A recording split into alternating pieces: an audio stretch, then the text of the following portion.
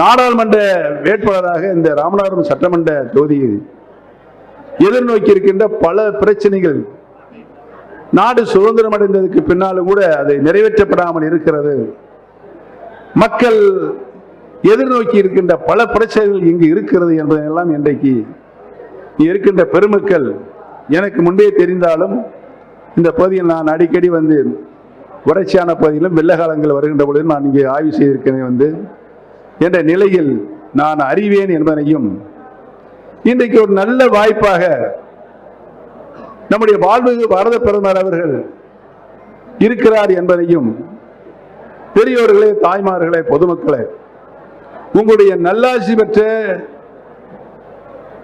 பெற்று உங்களில் ஒருவனாக வாழ்ந்து கொண்டிருக்கின்ற என்னை நீங்கள் நாடாளுமன்ற வேட்பாளராக நிறுத்தப்பட்டிருக்கின்ற என்னை நாடாளுமன்ற உறுப்பினராக தேர்வு செய்யப்பட்டவன் இங்கு இருக்கின்ற அத்துணை பிரச்சனைகளையும் மாண்புமிகு பாரத பிரதமரை நேரடியாக கவனத்திற்கு எடுத்துச் சென்று உறுதியாக நிறைவேற்றி தருவேன் என்பதை இந்த கூட்டத்தின் மூலமாக தெரிவித்துக் கொள்ள கடந்திருக்கிறேன்.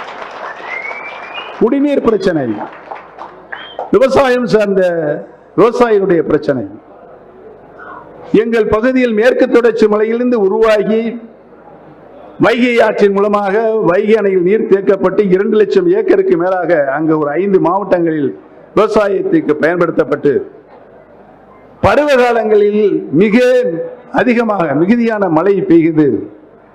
அங்கு இருக்கின்ற அனைத்து குளங்கள், குட்டைகள், ஏரிகள், நீர்த்தேக்கம் நிரம்பி அது சிவகங்கை மாவட்டத்தை கடந்து ராமநாதபுரம் மாவட்டத்தை கடந்து அப்படியே இங்கே நம்முடைய பெரியகம்மாயும் நிரம்பி ஆலசமங்கலங்க நிரம்பி கடலுக்கு மிக அதிகமான மழை பெய்யும் போது வீணாக தண்ணீர் போய் கடலில் கலக்கிறது என்ற நிலை இருக்கிறது.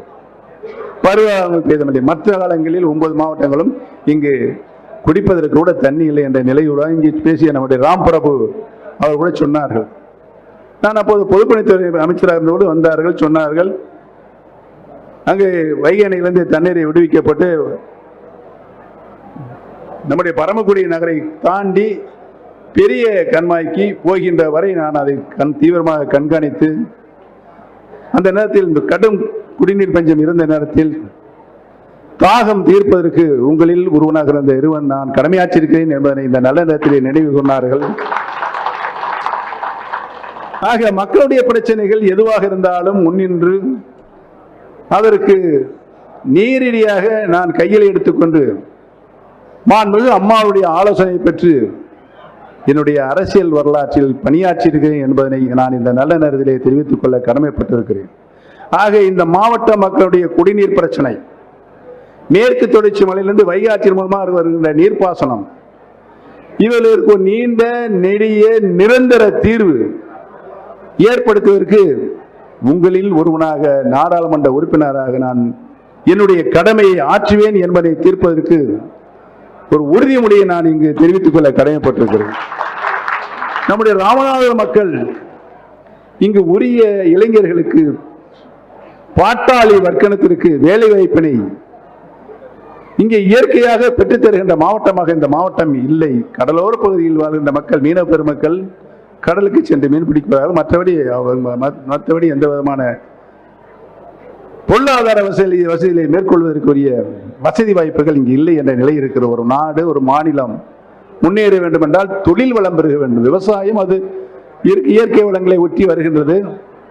தொழில் வளம் பெருக வேண்டும். பல்வேறு தொழிற்சாலைகள், சிறுதொழில், பெருதொழில் என்று பல தொழிற்சாலைகள் பெருகினால் இளைஞர்களுக்கு, பெருமக்களுக்கெல்லாம் வேலை வாய்ப்பு உருவாக்குவதோடு